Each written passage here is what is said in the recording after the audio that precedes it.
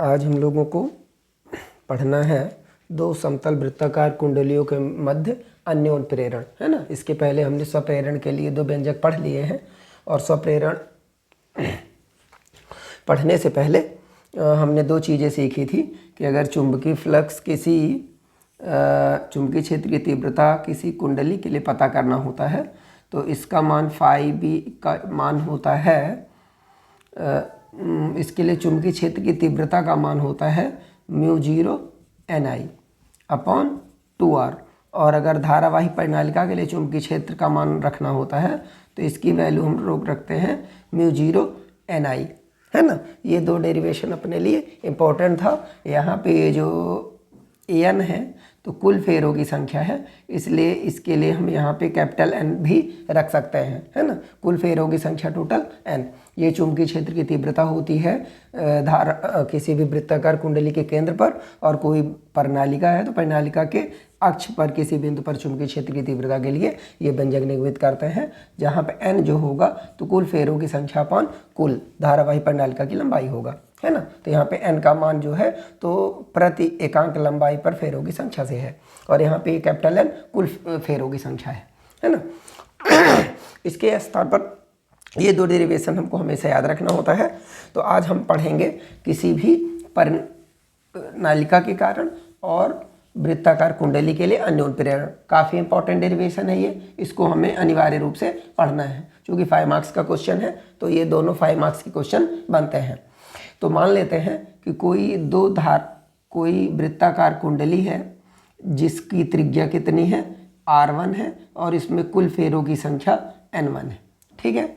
इसके समीप कोई दूसरी कुंडली रखी जाती है जिसमें कुल फेरों की संख्या n2 है और इसकी त्रिज्या कितनी है r2 है, ठीक है। तो यदि पहली कुंडली में धारा I प्रवाहित करते हैं तो इसके अक्ष पर चुंबकीय क्षेत्र की तीव्रता B बनेगी, और इसकी वैल्यू हम लोग कितनी रखते हैं μ0 Ni अपॉन 2r। अब चूंकि पहले की त्रिज्या r1 है तो ये इसके लिए B का मान इतना हो जाएगा। जब इससे संबंधित चुंबकीय क्षेत्र की तीव्रता निगमित होगी तो निश्चित रूप से इससे फ्लक्स निकलेगा, तो पास में रखी हुई दूसरी कुंडली से संबंधित फ्लक्स जुड़ेगा, फ्लक्स बद्धता होगी, है ना। तो इसके कारण इसमें भी प्रेरित विद्युत वाहक बल उत्पन्न होगा, और जब प्रेरित विद्युत वाहक बल उत्पन्न होगा इसमें प्रेरित धारा उत्पन्न होगी, ठीक है। मतलब कि एक कुंडली में विद्युत धारा प्रवाहित करने पर दूसरे में भी फ्लक्स एसोसिएट होगा, जुड़ेगा। इसी को हम अन्योन्य प्रेरण के नाम से जानते हैं। मतलब एक कुंडली या परिपथ में विद्युत धारा प्रवाहित करने पर, चुंबकीय फ्लक्स में परिवर्तन करने पर उसके समीप रखे दूसरी कुंडली या परिपथ पर फ्लक्स परिवर्तन होना और प्रेरित विद्युत धारा का उत्पन्न होना ही अन्योन्य प्रेरण कहलाता है। तो जब एक कुंडली में प्रेरित विद्युत वाहक बल उत्पन्न होगा या फ्लक्स परिवर्तन होगा तो निश्चित रूप से दूसरे में भी फ्लक्स एसोसिएट होगा, और उससे संबंधित फ्लक्स में परिवर्तन के कारण प्रेरित विद्युत वाहक बल एवं प्रेरित धारा उत्पन्न होगी। इसी के लिए हमको व्यंजक निगमित करना है। तो क्या लिखेंगे, हमारा जो आज का टॉपिक है वो है दो वृत्ताकार कुंडलियों के मध्य अन्योन्य प्रेरण, ये आज का हमारा टॉपिक है ना। दो वृत्ताकार कुंडलियों के मध्य अन्योन्य प्रेरण, ये काफ़ी इंपॉर्टेंट है, इसलिए हमको इसको अच्छे से ध्यान से पढ़ना है। लिखेंगे, माना दो संकेंद्रीय वृत्ताकार कुंडलियां हैं अथवा समतल वृत्ताकार कुंडलियां हैं। ये कुंडलियां अगल बगल में भी हो सकती हैं और संकेंद्रीय भी हो सकती हैं, ये ध्यान रखना है। तो माना दो समतल वृत्ताकार कुंडलियां हैं, अब इसका नाम चाहे तो P, इसका नाम Q रख दें या A या B रख दें, है ना। माना दो समतल वृत्ताकार कुंडलियां हैं P तथा Q हैं, जिन पहली प्राथमिक कुंडली में कुल फेरों की संख्या n1 तथा त्रिज्या r1 है, तथा दूसरी कुंडली में फेरों की संख्या n2 तथा त्रिज्या r2 है, ठीक है। प्राथमिक कुंडली P में विद्युत धारा I प्रवाहित करने पर उसके केंद्र पर उत्पन्न चुंबकीय क्षेत्र की तीव्रता निम्न समीकरण के द्वारा दी जाती है। B1 = μ0 Ni अपॉन 2r1, यहाँ पे n1 हो जाएगा, b1 equal to mu zero n1i upon 2r1, समीकरण नंबर 1। ठीक है, जब हम इसमें से विद्युत धारा प्रवाहित करेंगे तो इसके केंद्र पर चुंबकीय क्षेत्र की तीव्रता इतनी उत्पन्न होगी, है ना। इसके बाद ये मान हो गया। अब यदि क्षेत्र की तीव्रता को, यदि क्षेत्र की तीव्रता को एक समान मान लिया जाए, एक समान मान लिया जाए तो द्वितीयक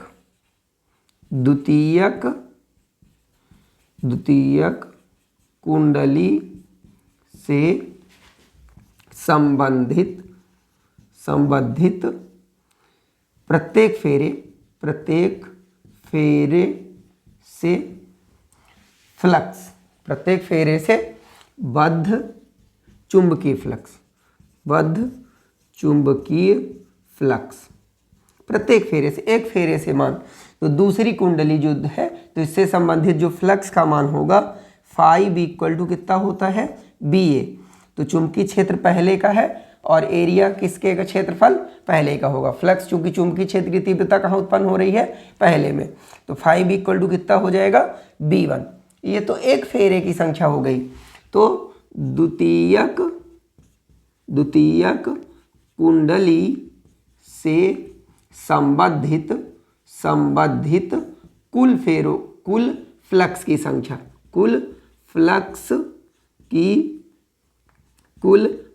की संख्या, जिसको हम फ्लक्स बद्धता के नाम से भी जानते हैं। किस नाम से जानते हैं, फ्लक्स बद्धता, और ये होता है n phi B. n phi B का मान कितना है, ba है, मतलब b1a है। फेरों की संख्या किसकी ली जाएगी, क्योंकि फ्लक्स बद्धता हम दूसरे कुंडली की प्राप्त कर रहे हैं, तो फेरों की संख्या दूसरे की ली जाएगी, और चुंबकीय क्षेत्र की तीव्रता किसकी ली जाएगी, पहले की। ठीक है, तो फाई बी इक्वल टू कितना आ गया, b1a, n2 b1a। अब n2 का मान तो है नहीं, b1 का मान कितना है, mu zero n1i upon 2r1, और यहाँ पे आ जाएगा a, एरिया किसका, दूसरी कुंडली का। ठीक है, एरिया किसका रहेगा, दूसरी कुंडली का। तो n2 b1 a2, n2 b1 का मान और यहाँ पे a2, तो ये हो जाएगा mu zero n1 n2i upon 2r1। चाहे तो a2 का भी मान रख सकते हैं, a2 का मान कितना हो जाएगा, पाई r2 स्क्वायर, चूँकि दूसरे कुंडली के क्षेत्रफल होगा पाई r स्क्वायर, है ना, तो पाई r2 स्क्वायर, त्रिज्या का मान r2 है ना। ये इतना मान आ गया, काहे का, फ्लक्स बद्धता यानी n2 b1 का। तब हमें पता क्या करना है, अन्योन प्रेरण गुणांक। क्या पता करना है, अन्योन प्रेरकत्व, या कि अन्योन प्रेरकत्व, या इसी को क्या बोलते हैं, अन्योन प्रेरण गुणांक, अन्योन प्रेरकत्व या प्रेरण गुणांक, है ना, जिसको हम कहाँ से प्रदर्शित करते हैं, m से। और m बराबर होता है n2 phi B upon I, यानी फ्लक्स बद्धता में प्रवाहित होने वाली धारा का भाग दे देते हैं। तो फ्लक्स बद्धता n2 b1a यानी nba के बराबर, तो n2 फाई बी का मान जो भी हो वो रख देते हैं। तो mu zero n1 n2 i upon 2r1 और पाई r2 स्क्वायर। ठीक है, अपॉन इसमें i का भाग देंगे तो केवल i से i बस कैंसिल होगा, तो m इक्वल टू आ जाएगा, m इक्वल टू कितना आ जाएगा, m इक्वल टू आ जाएगा mu zero n1 n2 upon 2r1 और पाई r2 स्क्वायर। ये आ गया समीकरण नंबर, ये 1 था, इसको हम समीकरण 2 दे देते हैं, और ये हो गया समीकरण नंबर 3। ठीक है, यही दो कुंडलियों के मध्य अन्योन प्रेरकत्व का व्यंजक है। ये हमारा मेन डेरिवेशन आ गया। ठीक है, इसके बाद इसमें हम लिखते हैं इतना तो बिल्कुल बन जाएगा। इसके बाद इनके जो गुणांक हैं, कारक हैं, वो हमें जरूर एग्जाम में लिखना चाहिए। तो क्या लिखेंगे, दो कुंडलियों का, क्या लिखेंगे, कुंडलियों के मध्य प्रेरकत्व को, अन्योन प्रेरकत्व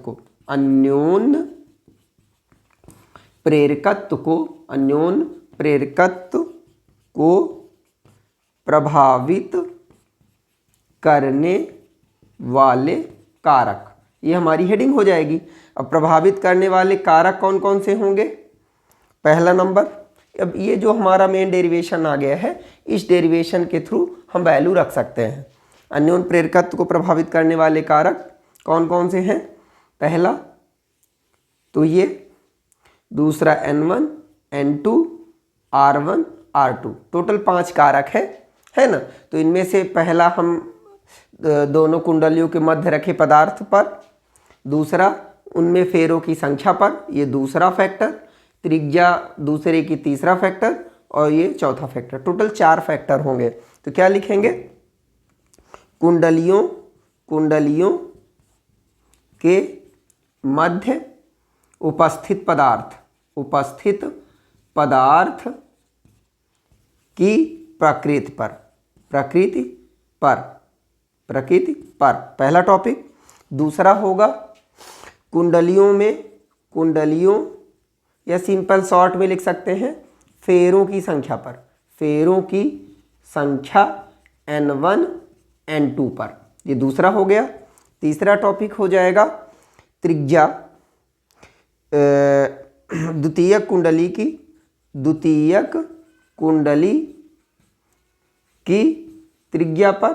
त्रिज्या पर, और चौथा हो जाएगा प्राथमिक कुंडली की त्रिज्या पर। ये टोटल 4 टॉपिक हो गए। इन्हीं को हम वर्णन भी लिख सकते हैं। पहला लिखेंगे कुंडलियों के मध्य उपस्थित पदार्थ की प्रकृति पर, तो लिखेंगे यदि कुंडलियों के मध्य वायु या निर्वात की बजाय कोई अन्य चुंबकत्व पदार्थ रख दिया जाएगा तो उसकी चुंबकीयशीलता अथवा उसका अन्योन प्रेरण बढ़ जाता है। ठीक है। दूसरा लिखेंगे फेरों की संख्या N1 N2 पर, तो वृत्ताकार कुंडलियों के फेरों की संख्या का मान बढ़ाए जाने पर कुंडली के मध्य अन्योन प्रेरण का मान बढ़ जाता है। चूंकि अंश में है, अंश का मान बढ़ाएंगे तो निश्चित रूप से यम का मान बढ़ेगा। तीसरा लिखेंगे द्वितीय कुंडली की त्रिज्या के मान पर, द्वितीय कुंडली की आकार बढ़ाए जाने पर अन्योन प्रेरण का मान बढ़ जाता है। प्राथमिक कुंडली की त्रिज्या पर, तो इसमें क्या लिख देंगे, प्राथमिक कुंडली की त्रिज्या का मान बढ़ाए जाने पर, आकार बढ़ाए जाने पर अन्योन प्रेरण का मान कम हो जाता है। ठीक है।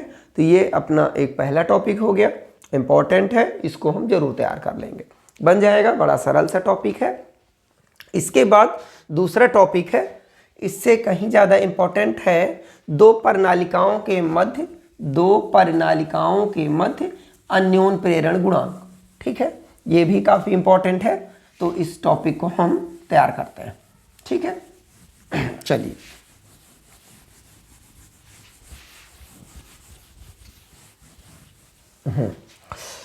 तो दो कुंडलियों के मध्य हमें अन्योन प्रेरण गुणांक पता करना है। तो देख लीजिए, दो परिनालिकाओं के मध्य अन्योन प्रेरण, ये दो परिनालिकाओं के मध्य हमें अन्योन प्रेरण पता करना है। तो देख लीजिए, मान लीजिए ये पहली कुंडली हो गई, इसमें से ये दूसरी कुंडली लपेट दी गई। ठीक है, ये दूसरी कुंडली हो गई। तो पहली कुंडली का नाम हमने रख दिया S1 और दूसरी कुंडली का नाम रख दिया S2। ठीक है। अब पहली और दूसरी दोनों की कुल लंबाई कितनी है, L है। पहली कुंडली में फेरों की संख्या प्रति एकांक लंबाई में N1 और दूसरे में फेरों की संख्या N2। तो निश्चित रूप से N1 बराबर हो जाएगा N1/L और N2 बराबर हो जाएगा N2/L। ठीक है। अब इसमें हमें दो स्थितियां करनी पड़ती है, एक बार फिर से सुन लेते हैं। माना दो संकेंद्रीय समान लंबाई की दो धारावाही प्रणालिका S1 एवं S2 हैं। इनमें फेरों की संख्या, एकांक लंबाई में फेरों की संख्या क्रमशः N1 एवं N2 है। तब N1 बराबर हो जाएगा N1/L, N2 बराबर N2/L। ठीक है। इसके बाद अब हमें इसमें दो स्थितियां देखने को मिलेंगी।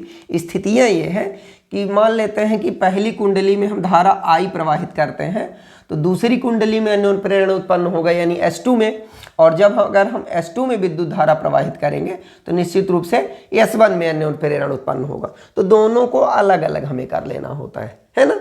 तो क्या लिखेंगे, पहली हेडिंग डालते हैं S1 के सापेक्ष, मतलब S1 में जब विद्युत धारा प्रवाहित करेंगे तो S1 के सापेक्ष S2 का अन्योन्य प्रेरण, S2 का अन्योन्य प्रेरण।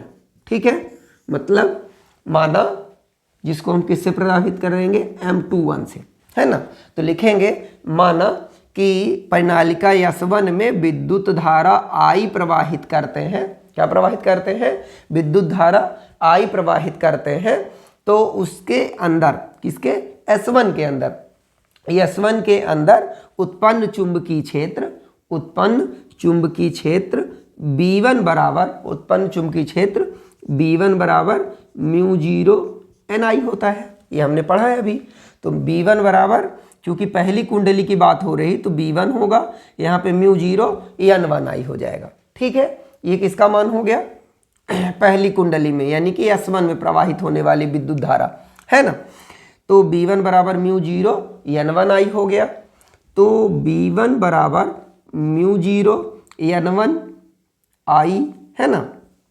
इसका जो मान है N1 का, तो N1 का मान कितना रख दें हम, N1/L और I। ठीक है, इतना हो गया। अब इसके बाद हम रखना चाहेंगे मान किसका, कि ये तो हो गया। अब अगर S1 से संबद्ध संपूर्ण विद्युत फ्लक्स किससे जुड़ जाता हो, S2 से, है ना। तो यदि S1 जो है पूरी तरह से, यदि S2 प्रणालिका, यदि S1 प्रणालिका पूर्ण रूप से S2 से घिरी हो, S2 से घिरी हो, मतलब कि S1 के बाहर S2 लपेटी हुई हो, तो इस स्थिति में संपूर्ण फ्लक्स किससे अटैच हो जाएगा, S2 से अटैच हो जाएगा। तो प्रणालिका S2 के प्रत्येक फेरे से बद्ध चुंबकीय फ्लक्स, बद्ध चुंबकीय फ्लक्स कितना होता है भाई, φB इक्वल टू, एक फेरे की बात कर रहे हैं तो ये आएगा B और A। φB इक्वल टू कितना होता है, BA। अब BA चुंबकीय क्षेत्र की तीव्रता पहले की, एरिया दूसरे का, है ना। तो ये तो प्रत्येक फेरे से हो गया। तो कुल फेरों की संख्या हम पता कर लें, तो परिनालिका S2 के संपूर्ण फेरों से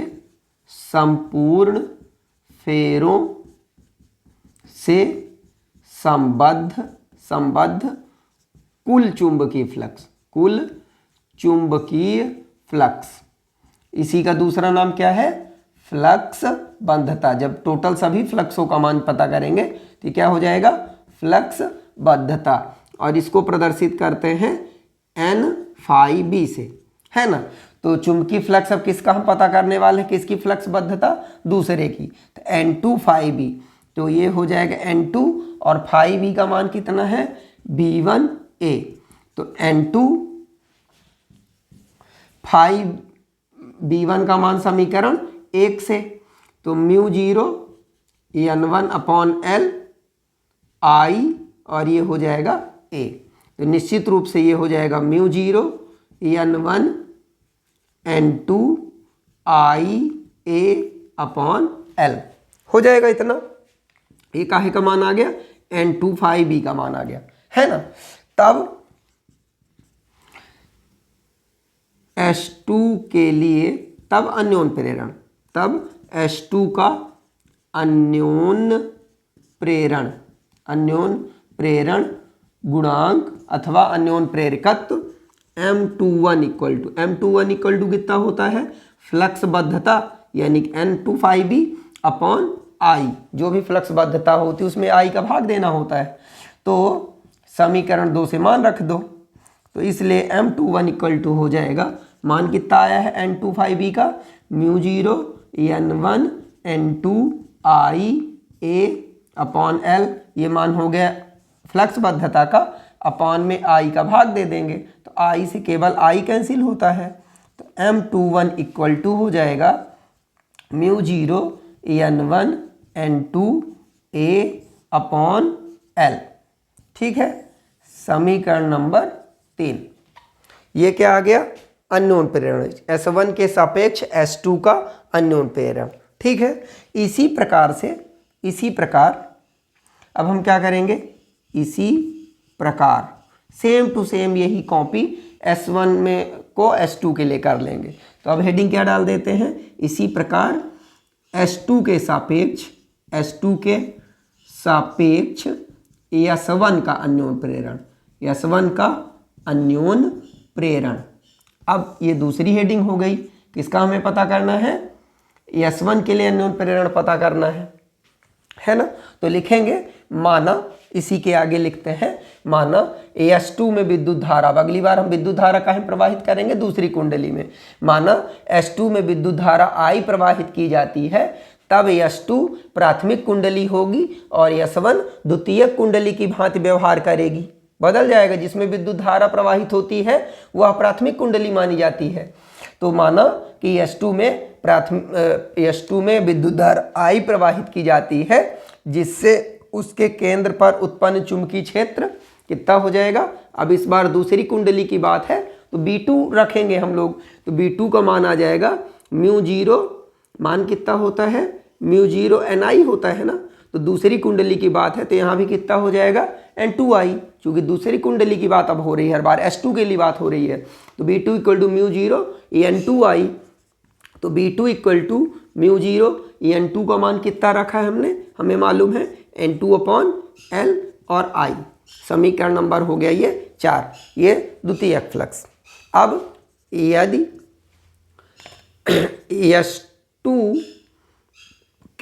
S2 को S1 पूर्ण रूप से घेरे हो, है ना, पूरे रूप से घेरे हो, तो परिनालिका S1, अब इस बार S1 के लिए हम पता करेंगे ना, पहले जिसमें S2 के लिए किए थे। तो परिनालिका S1 के प्रत्येक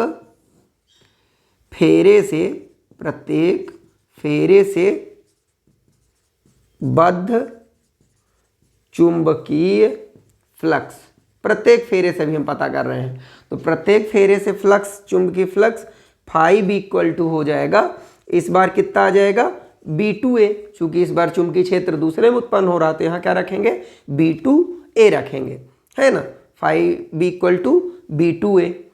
अब परिनालिका, ये तो एक फेरे की मान हो गई, हमको करना है संपूर्ण फेरे के लिए। तो परिनालिका S2 के संपूर्ण फेरों से संबद्ध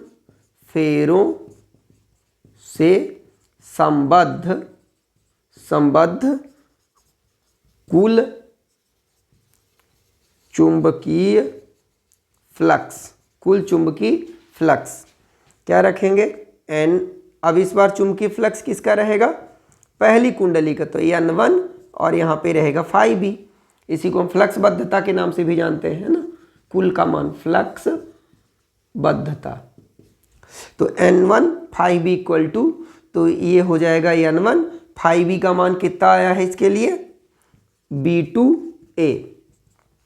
तो N1 B2 का मान समीकरण 4 से B2 का मान कितना है, μ0 N2 अपॉन L और यहाँ पे I। ठीक है, ये किसका मान हो गया, N2I B2 का, और यहाँ पे A अलग से आ जाएगा। समीकरण 4 से माना रख दिया है ना, N1 ये B2 का मान और ये A, तो N1 phi B equal to हो जाएगा μ0 N1 N2 AI upon L, है ना। तो अब क्या पता कर ले, तब S1 का अन्योन प्रेरण, S1 का अन्योन प्रेरण, S1 का अन्योन प्रेरण M12 इक्वल टू हो जाएगा N1 phi B upon I। तो N1 का मान जितना आया होगा, आया है μ0 N1 N2 AI upon L। I का भाग दे देंगे, I से I कैंसिल हो जाएगा, तो M12 इक्वल टू हो जाएगा μ0 N1 N2 A upon L। ठीक है, ये हो जाएगा समीकरण 4। यहाँ बना था ये समीकरण नंबर 5 और ये हो जाएगा समीकरण नंबर 6। ठीक है, तो M12 equal to μ0 N1 N2 A upon L। ठीक, तो अब हमें ये देखने को मिलता है समीकरण 3 एवं 4 से। समीकरण 3 M21 यानी कि S1 के कारण S2 का अन्योन प्रेरण आया था μ0 N1 N2 A upon L। इसी प्रकार से S1 का S2 के सापेक्ष आ गया है μ12 equal to μ0 N1 N2 A upon L, दोनों सेम आता है। तो क्या लिख देते हैं हम लोग, इतना लिखने के बाद ये लिख देते हैं, थोड़ा सा और बचा है, क्या लिखेंगे, समीकरण 3 व 6 से। समीकरण 3 व 6 से M12 इक्वल टू M12 एक ही आया है ना, M21 इक्वल टू M12। ठीक है, समीकरण नंबर 7। ठीक, इसी प्रमेय को, इसी समीकरण 7 को व्युत्क्रमणीयता की प्रमेय कहते हैं। क्या कहते हैं, समीकरण 7 को ही व्युत्क्रमणीयता की प्रमेय कहते हैं। अतः दो लंबी परिनालिकाओं के मध्य अन्योन प्रेरकत्व तो वही रहता है चाहे विद्युत धारा दो में से किसी एक पर भी प्रवाहित की जाए। मतलब विद्युत धारा पहले में प्रवाहित करेंगे तो दूसरे से अन्योन प्रेरण वही रहेगा, और अगर दूसरे में विद्युत धारा प्रवाहित करेंगे तो पहले का अन्योन प्रेरण रहेगा। मतलब विद्युत धारा प्राथमिक या द्वितीय कुंडली परस्पर आपस में बदल देने पर उनके अन्योन प्रेरण में कोई फर्क नहीं पड़ता है। ठीक है, तो अतः परिनालिका का अन्योन प्रेरण M इक्वल टू, चूंकि प्रवाह एक दूसरे पर डिपेंड करता ही नहीं है, तो M इक्वल टू कितना हो जाएगा, μ0 N1 N2 A upon L, समीकरण नंबर 8।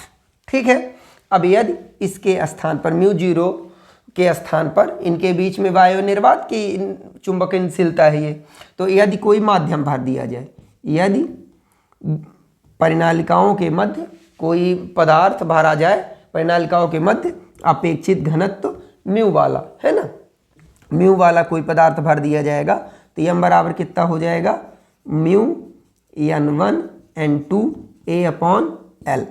ठीक है, समीकरण नंबर 9। अब म्यू इक्वल टू होता है mu r equal to mu upon μ0, तो म्यू का मान कितना हो जाएगा, μ0 म्यू आर। समीकरण 9 से M का मान आ जाएगा μ0 mu r N1 N2 A upon L। ठीक है, समीकरण नंबर 10। तो म्यू आर इक्वल टू म्यू0, तो इस तरह से म्यू का मान यहाँ से निकल के आ जाएगा μ0 म्यू आर। तो अगर वायु निर्वात के स्थान में कोई चुंबकशीलता का अन्य पदार्थ भरा जाएगा तो अन्योन प्रेरण का मान इतना हो जाता है। ठीक है, समीकरण 10। तो समीकरण 8, 9 एवं 10 से स्पष्ट है कि दो लंबी परिनालिकाओं का अन्योन प्रेरण निम्न कारकों पर निर्भर करता है। अब निम्न कारक कौन कौन से हैं, ये दोनों कारक हम लोग विधिवत लिख सकते हैं। पहला, पदार्थ, परिनालिकाओं के मध्य पदार्थ पर पहला। दूसरा, परिनालिकाओं के फेरों की संख्या N1 एवं N2 पर, उनके क्षेत्रफल पर, और लंबाई पर। तो पदार्थ पर, फेरों की संख्या पर, क्षेत्रफल का मान बढ़ाने पर अन्योन प्रेरण बढ़ेगा, केवल परिनालिका की लंबाई बढ़ाने पर अन्योन प्रेरण का मान कम हो जाएगा। चूंकि यहाँ पे यल जो है तो हर में आ रहा है, ठीक है। इन तीनों में से मान बढ़ाएंगे तो बढ़ेगा और एल का बढ़ाएंगे तो घटेगा। तो टोटल कितने कारक हो गए? पहला पदार्थ, परिनालिकाओं के मध्य रखे पदार्थ पर, दूसरा परिनालिकाओं में फेरों की संख्या यानी N1 N2 पर, तीसरा क्षेत्रफल पर और चौथा परिनालिका की लंबाई पर, ठीक है। ये 4 हो गए। आगे बात समझ में? तो इतना हम कर सकते हैं, ठीक। तो ये दोनों काफ़ी इंपॉर्टेंट डेरिवेशन है। इस चैप्टर में हमारे जो 4 इंपॉर्टेंट डेरिवेशन है, 2 स्वप्रेरण के, कुंडलियों के कारण स्वप्रेरण, परिनालिका के कारण स्वप्रेरण, और 2 परिनालिकाओं के कारण अन्योन प्रेरण और 2 कुंडलियों के कारण अन्योन प्रेरण। टोटल 4 इंपॉर्टेंट डेरिवेशन है, चारों हमने कंप्लीट कर लिए हैं। इसके बाद अगला टॉपिक है हम लोगों को जो पढ़ना है, काफ़ी इंपॉर्टेंट सा है, वो है जनरेटर, विद्युत जनित्र का, ठीक है। और विद्युत जनित्र काफ़ी सरल सा है, थ्योरी वाला क्वेश्चन है इस पाठ में। तो विद्युत जनित्र को हम लोग समझ लेते हैं। अगर हमसे डेरिवेशन नहीं बन रहा है और ऑप्शन में अपने को मिल जाता है तो निश्चित रूप से हम लोगों को उसको कर लेना चाहिए, ठीक है। समझ लेते हैं, बड़ा सरल सा क्वेश्चन है, 10th में पढ़ा हुआ टॉपिक है, इसलिए इसको भी हम एक बार समझ लेंगे। तो इमरजेंसी में अगर अथवा में ऐसा क्वेश्चन आए जो हमसे ना बन रहा हो तो हम कर सकते हैं, किससे? विद्युत जनित्र को, है ना।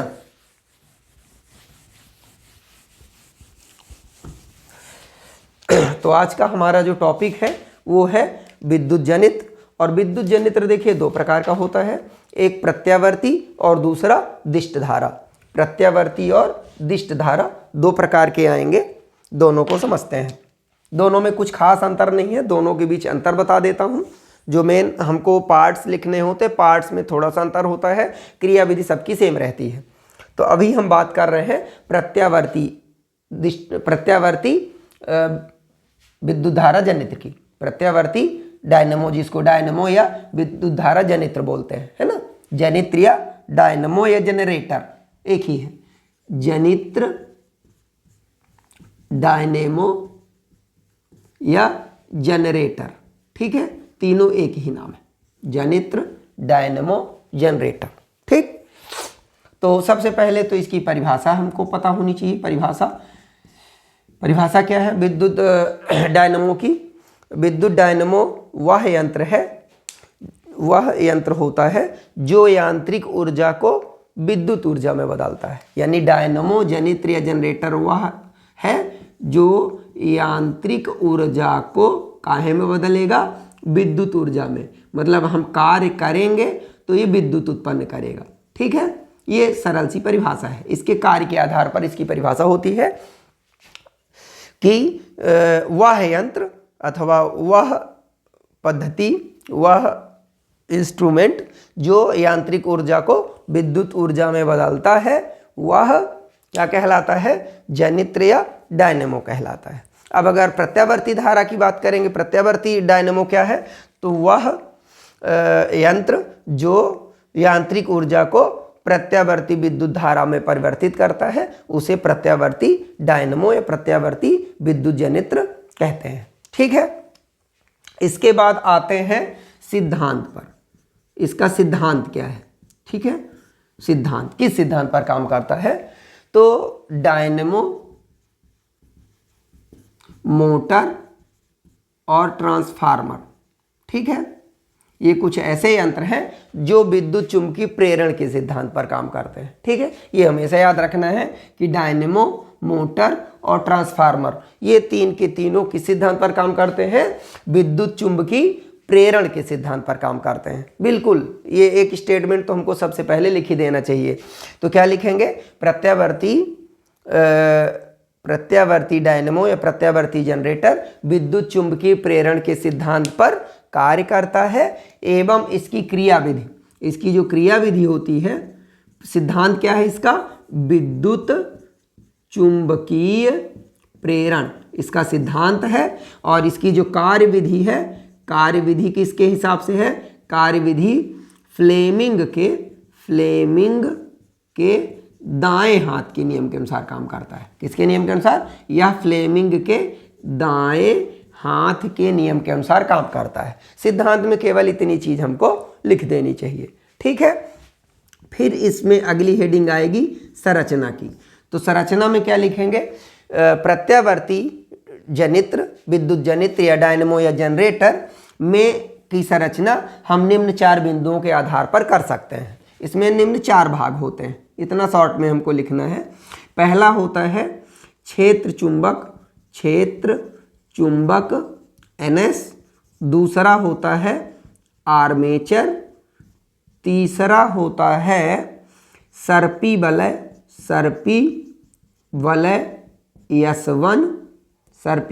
S1 S2, और चौथा क्या होता है?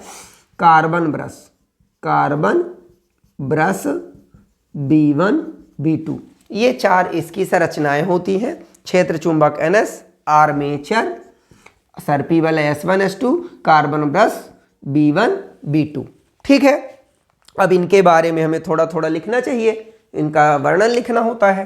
तो क्षेत्र चुंबक NS, छोटे जनित्र में क्षेत्र चुंबक NS परमानेंट यानी कि स्थायी चुंबक होता है, किंतु बड़े डायनेमो या जनरेटर में यह विद्युत चुंबक होता है। जब हमको शक्तिशाली चुंबक की जरूरत पड़ती है, बड़े जनरेटर बनाते हैं, तो उस समय वहाँ पर परमानेंट मैग्नेट की चुंबकनशीलता कम होती है, चुंबकीय शक्ति कम होती है, तो वहाँ पर हम विद्युत चुंबक उपयोग करते हैं।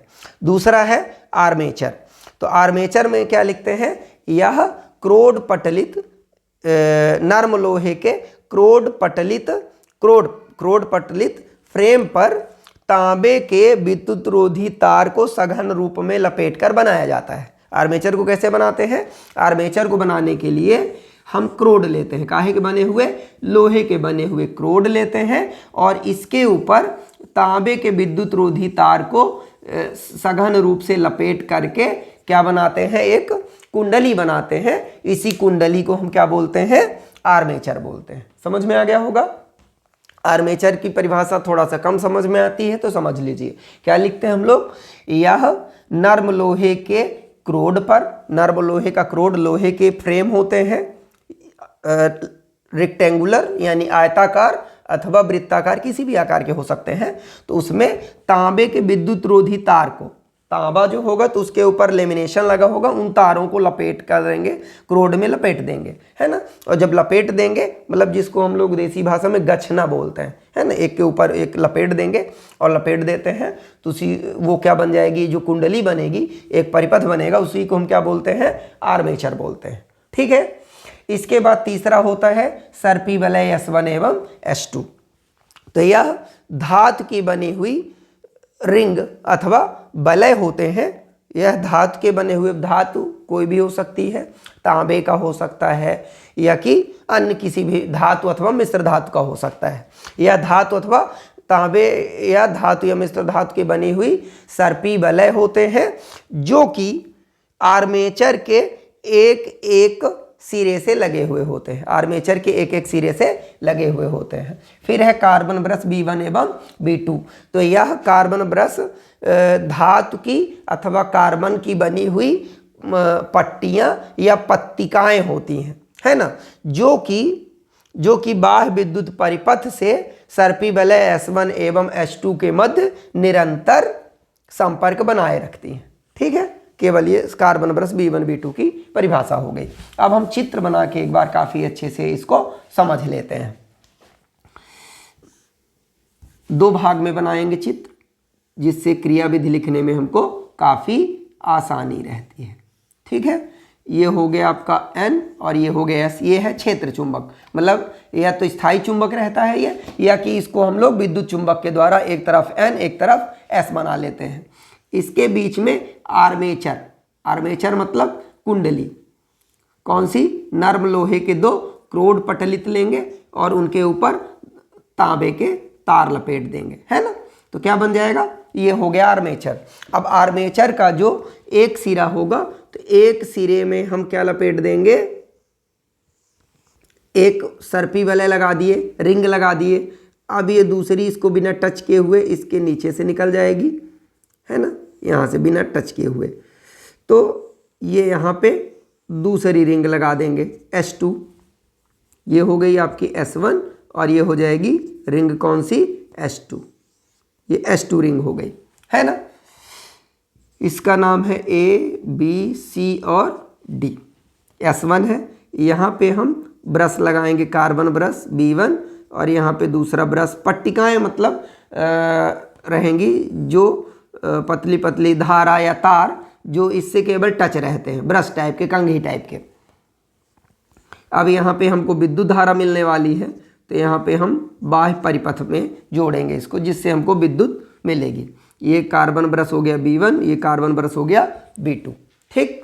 तो ये फील्ड चुंबक NS हो गया, ये ABCD आर्मेचर हो गया।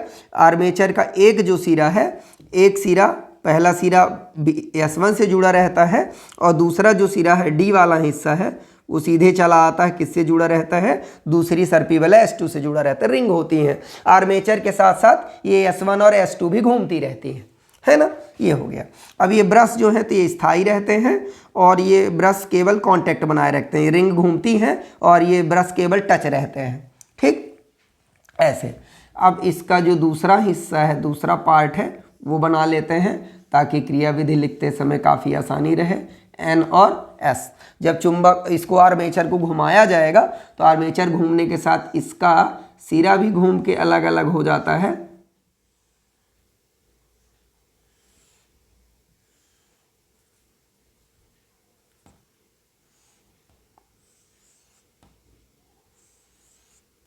ये आपका S1 रहेगा, ये आपका S2 हो जाएगा, ये आपका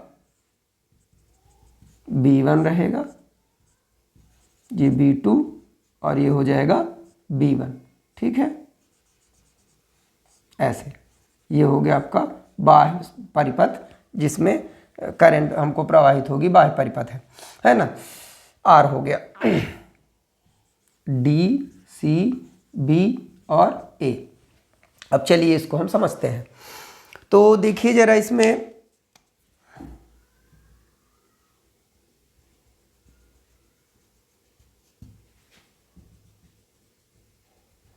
चित्र जब बनाते हैं तो इसमें इसका घुमाव बड़ा इंपॉर्टेंट रहता है। इसको हम ऐसे घुमाते हैं और इसको भी ऐसे घुमाते हैं, ठीक। ये बन गया चित्र। तो संरचना समझ में आ गई है। क्षेत्र चुंबक NS, यह छोटे जनरेटरों में स्थायी चुंबक होता है, जबकि बड़े जनरेटर या जनित्र में परमानेंट विद्युत चुंबक होता है। आर्मेचर नर्म लोहे के क्रोड, पटलित क्रोड पर तांबे की पट्टिकाओं को तांबे के विद्युत रोधी तार को लपेट कर बनाया जाता है, जो कुंडली बनाई जाती है उसी को आर्मेचर बोलते हैं। सर्पी वलय S1 S2 धातु के बने हुए सर्पी वलय जो आर्मेचर के एक एक सिरे से जुड़े हुए रहते हैं और आर्मेचर के साथ घूमते हैं। इनको क्रमशः S1 एवं S2 से प्रदर्शित करते हैं। कार्बन ब्रश B1 B2, तो यह धातु की या कार्बन की बनी हुई पतली पतली तार अथवा पट्टिकाएं होती हैं जिनका जो स्थायी होते हैं एवं इनका संपर्क बाह्य विद्युत परिपथ से सर्पी वलय S1 एवं S2 के मध्य संपर्क बनाए रखना होता है, ठीक है। इनका काम हो गए, चारों भाग हो गए। अब मेन इसकी होती है क्रियाविधि, सबसे इंपॉर्टेंट है क्रियाविधि, काहे की, डायनेमो या जनरेटर की, ठीक। तो पढ़ते हैं, बड़ा सरल सा है, समझिएगा। पहले भाग आधा हिस्सा, आधा चक्रीय है, आधा चक्रीय है। ये A पार्ट और ये B पार्ट समझ लीजिए, बड़ा आसान है, काफ़ी आसानी से लिख लेंगे। क्या लिखना है सुन लीजिए। लिखते हैं कि जब आर्मेचर को चुंबक के मध्य, जब आर्मेचर को चुंबक के मध्य घुमाया जाता है, कैसे घुमाया जाता है, वामावर्त, ठीक है, घुमाया जाता है, तब आर्मेचर से संबंधित, कुंडली से संबंधित फ्लक्स में परिवर्तन होता है और उसमें प्रेरित विद्युत धारा प्रवाहित होती है, ठीक है। सुन लीजिए फिर से, जब चुंबक के मध्य आर्मेचर को वामावर्त दिशा में घुमाया जाता है तो आर्मेचर से संबंधित फ्लक्स में परिवर्तन होता है और आर्मेचर में क्या होता है, प्रेरित विद्युत धारा उत्पन्न होती है, ठीक है। इतना तो शुरुआत में हम लिखेंगे कि ऐसा होता है। अब पैराग्राफ चेंज कर देते हैं, फिर लिखते हैं प्रथम आधे चक्र में। प्रथम आधे चक्र में, प्रथम आधे चक्र में जब आर्मेचर को वामावर्त दिशा में घुमाया जाता है तो माना किसी क्षण आर्म ए बी, ये जो ए बी है वामावर्त घुमाएंगे मतलब ये ऊपर आएगा और सी डी नीचे जाएगा। एक चीज़ और याद रख लेंगे, कभी भी डाउट हो तो हमारा ये जो दायां हाथ है, तो चूंकि विद्युत जनित्र जो होता है दाएं हाथ के नियम के अनुसार काम करता है, तो हम इसके ऊपर दाहिना हाथ लिख देंगे। हमारा दाहिना हाथ ऐसे काफ़ी आसानी से घूमता है ना, घूमता है ना, ऐसा ऐसे हमारा हाथ है तो इसको घुमाएंगे तो ये आसानी से घूमता है, ऐसे नहीं घूम पाता, उल्टा। तो अगर जनित्र की क्रियाविधि लिख रहे हो तो हाथ रख के चेक कर सकते हैं कि हमको किस भुजा को ऊपर रखना है, किसे नीचे डालना है।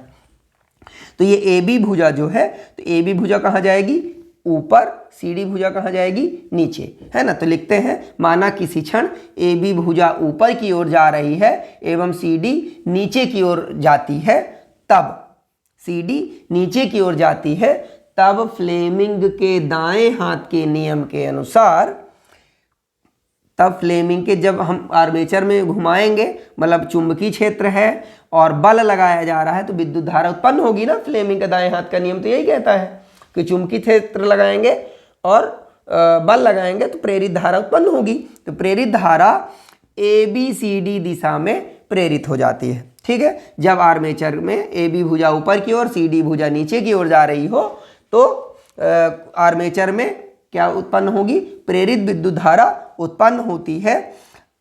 चूंकि S1 का संपर्क B1 से एवं S2 का संपर्क B2 से होता है, आर्मेचर में धारा ABCD दिशा में प्रवाहित होती है।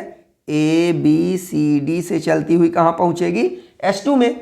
ABCD दिशा में प्रवाहित होती है, जिसके कारण विद्युत धारा B2 से B1 की ओर प्रवाहित होती है। कहाँ से प्रवाहित होती है, B2 से B1 की ओर प्रवाहित होती है। A से चली B, C, D, D से D का संपर्क कहाँ है, S2 से यानी B2 से, और B2 से कहाँ चलेगी, B1 तरफ चलती है, ठीक है। इतना समझ आ गया। अब ये जब आर्मेचर था हमने घुमाया तो घूम के ऐसे हो जाएगा, मतलब ए बी वाला हिस्सा इधर आ जाएगा, सी डी वाला हिस्सा इधर आ जाएगा। तो ये आधा चक्र, चूंकि इसको पलट दिए तो ये वाली स्थिति मिल जाएगी ना हमको, परिपथ बदल जाएगा, ए बी आर में घूम के इधर आ जाएगी। फिर लिखते हैं पैराग्राफ चेंज करके, पुनः आधे चक्र में, पुनः आधे चक्र में C D arm, C D भुजा ऊपर की ओर जाती है एवं ए बी भुजा नीचे की ओर जाती है। चूंकि एक ही दिशा में घुमा रहे हैं ना बार बार, तो ए बी अब इस बार सी डी ऊपर जाएगी और ए बी नीचे जाती है, जिसके कारण पुनः विद्युत चुंबकीय प्रेरण के सिद्धांत के अनुसार, ये फ्लेमिंग के दाएं हाथ के नियम के अनुसार, विद्युत धारा डीसी बीए दिशा में प्रवाहित होती है। किसमें, डीसी बीए दिशा में प्रवाहित होती है। चूंकि B1 का संपर्क S1 से है एवं B2 का संपर्क S2 से है, तो डीसी बीए में चली, कहाँ पहुँची, B1 में पहुँची। अब इस बार B1 से करंट चल के कहाँ आती है, B2 में आती है। तो अतः B1 धनात्मक सिरे का और B2 ऋणात्मक सिरे का काम करता है, ठीक है। इस प्रकार प्रथम आधे चक्र में B2 धनात्मक एवं B1 ऋणात्मक सिरे में होता है, जिससे बाह्य परिपथ में विद्युत धारा B2 से B1 की ओर प्रवाहित होती है। किंतु आधे चक्र में B1 धनात्मक में तथा B2 ऋणात्मक विभव पर होता है, अतः बाह्य विद्युत परिपथ में विद्युत धारा B1 से B2 की ओर प्रवाहित होती है। इस प्रकार प्रत्येक आधे चक्र में विद्युत धारा की दिशा बदल जाती है और हमको बाह्य परिपथ में प्रत्यावर्ती धारा प्राप्त होती है, जिसका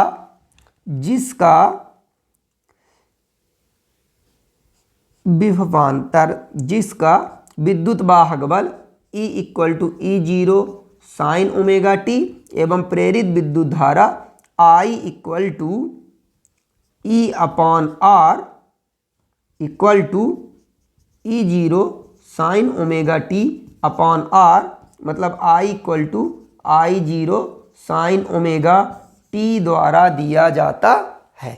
इतना हमको लिख देना पड़ेगा, ठीक है। समझ आ गया होगा।